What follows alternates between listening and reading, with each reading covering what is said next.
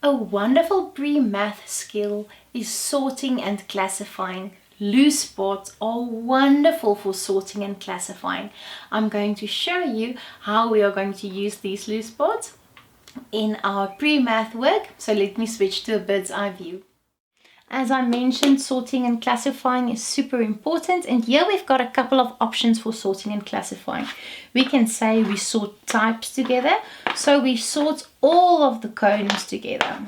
Doesn't matter what their color is, we're just going to put everything of the same shape together. Okay, so here we've got a nice pile of cones, or we can say we're going to classify all of drops together. Doesn't matter what color they are, we put all of the drops together.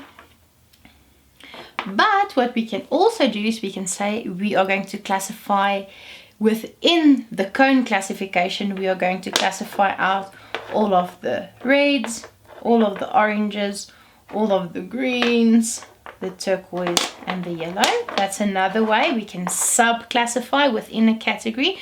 We can do the same thing here, the red colors and the blue colors with the drops, or we can scrap that completely and we can group together all of the yellow loose parts. So we have the beehives and the cones, or we can classify together all of the turquoise parts, and there we've got coins, we've got drops, we've got cones, we've got more drops and more coins. This is also a category.